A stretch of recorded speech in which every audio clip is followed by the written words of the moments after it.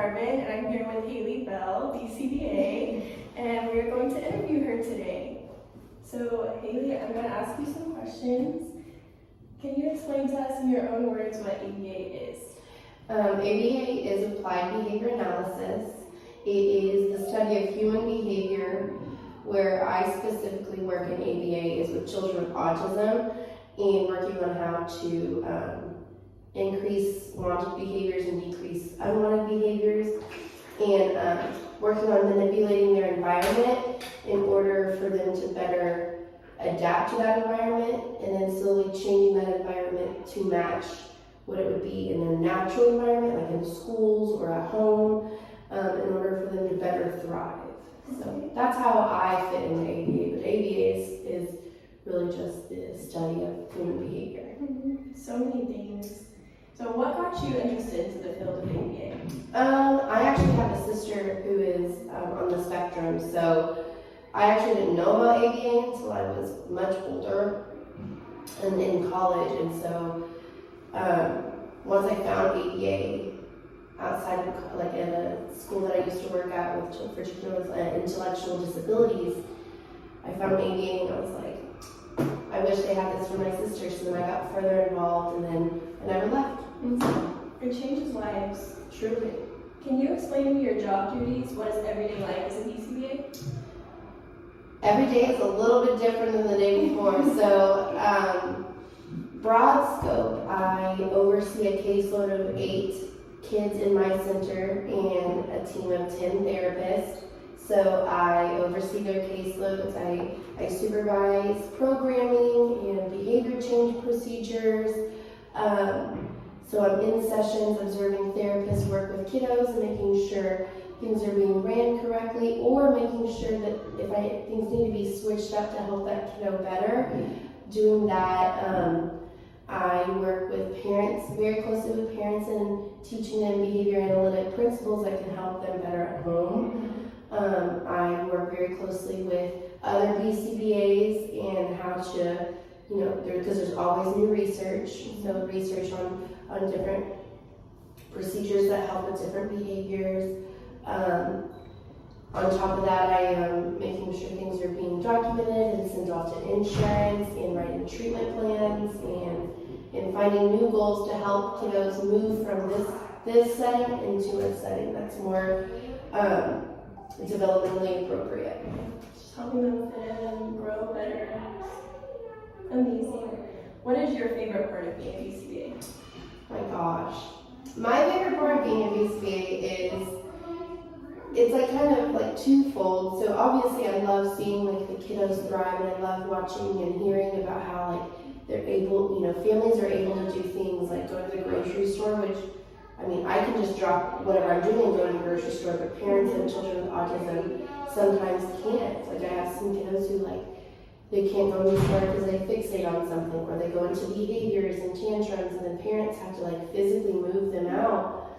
But then there's also the side where I get to see a group of young adults kind of find a passion that they didn't know was there, because ABA just started being blown up, kind of very well known. So having therapists kind of find their path and learning new things, and it's watching them get so excited about things this kiddo, he used his words today and he told me what he wanted, or he pointed and following directions. I never knew I would be so excited just watching a kid point. Right. It means so much when you work in the field of ABA and you just start understanding how big those communication steps are. Mm-hmm. It's so interesting to watch and rewarding. Yeah.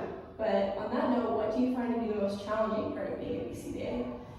If I'm being very honest, the most difficult part of being a BCBA has been trying to find my work-life balance, because there's always something that I can do, but finding out that I can go home, because work is going to be here in the morning. I don't need to go home and try to do all the things I didn't get done today. I can do that tomorrow, or finding that balance within my hours here at the clinic. I would say that's been my biggest struggle. I guess another one that kind of fits more of most BCBAs is how the field is just it's just constantly changing, and the advocacy changes within the autism community, and making sure that I'm up to date in when I go to advocate for ADA and go to advocate for the autistic community, that I'm using phrases and words and concepts that the community identifies with versus what has been done. Yeah, staying up to date with everything like that. Mm-hmm. So can you explain the schooling for becoming a BCBA, what type of degree you got, how long it took, and the supervision requirements and all that? Yeah, so you have to have a master's degree. So I had a bachelor's degree in actually speech language pathology and child learning disorders. So that definitely helps with what we're doing with speech. Yeah, and so then when I found ADA, I always knew I want to work with kids with disabilities, and so when I found ADA, then I was like, okay, so I went and I got my master's, and then after that, well, not even after that, while you're getting your master's, you have to get, during my time, I had to get 1,500 supervision hours. So that's like direct with the BCBA, those are projects that a BCBA does and things like that. Then once I finished my degree and I had all my supervision hours, I then had to sit for the exam. And that was my next question. question. I was like, that's like a whole other. Did you find the BCBA exam to be challenging, and how long did you study for it and prepare for it? I already knew how challenging that test was because of people in my field discussing it all the time. Like, it's super challenging. The pass rate at the time when I took the test, first time test takers passing was at I think it was like a 59%. So a little bit over half of first time test takers pass on that first time. And so I started studying. I was still in school, and I was like, I was finding ways I can study for the exam. Mm-hmm. But I really started studying in January of 2021, and then, 2021, and then I tested in June 2021. So I had about 6 months where that was my focus, was just studying. Just studying for it. Mm-hmm. And it's 180 questions, and you get 4 hours. So But it's a lot, and you have to go to a testing center. Just the testing center alone is scary. What were the questions like? Were they kind of like scenario based, or? Yeah, they were. There's application, like applying it to this question about a specific situation, and then there's some that are more kind of tricky, because ethics, they try to embed ethics into the question, and then the question, they give you 30 million things about measurement principles and this and that and the other, but then the question was about something totally different, and so it would try to throw you off in this question, but the big part of the question with the actual answer was about something else. Yeah. So it definitely is tricky, and it's intimidating for sure. Yes.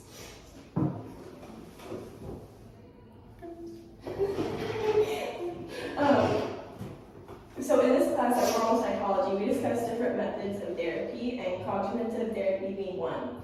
And some of the topics pertaining to cognitive therapy we have discussed are positive and negative reinforcement, which I know we use here at work.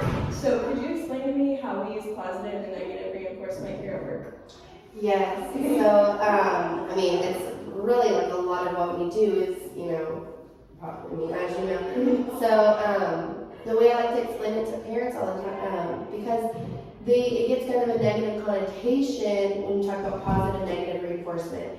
So in ABA, reinforcement strictly just means increasing the future frequency of behavior. Mm-hmm.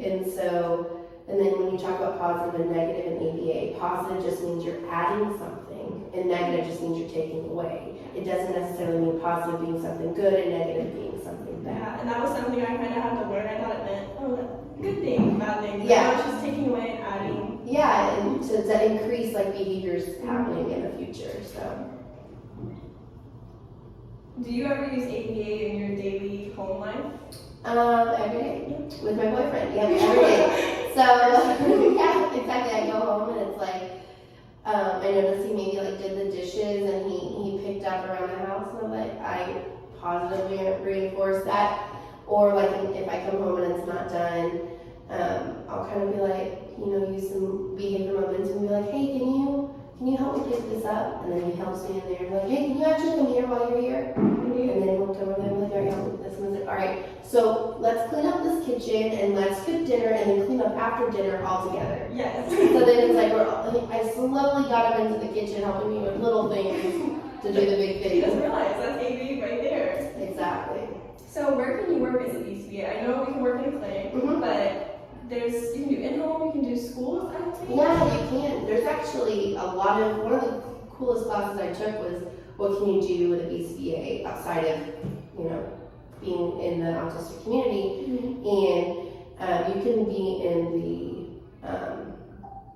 there's a board certified behavior analyst within like the FBI. Like they analyze behaviors in the FBI. Yeah, and so and then there's some within like the sports and nutrition community, because how do you get people to either eat right or lose weight or follow a diet plan or follow an exercise plan? You have to change behaviors, and so there's BCBAs in that field, and there's BCBAs within like subcategories of ABA, and there's also animal behavior analysts. Wow. Yeah, that do like kind of like training and things like that, and then obviously like the school setting and things like that. So yeah, there's several different routes you can take. You just have to find like that community with where you are and how you can kind of insert yourself and get some training within that field. So you've always known that you wanted to do BCBA to work in the autistic community. That was just what you've always known. Yeah, I mean, as far as since I knew about ABA, yes, I was like, this is what I want to do. It's just so crazy to see how you can change just the smallest details and then end up changing like a person's life at home and their family's life too. It's really amazing. So the last question is, what would you be doing if you weren't a BCBA? If I wasn't a BCBA, I would probably still be, working with children with disabilities or learning disorders.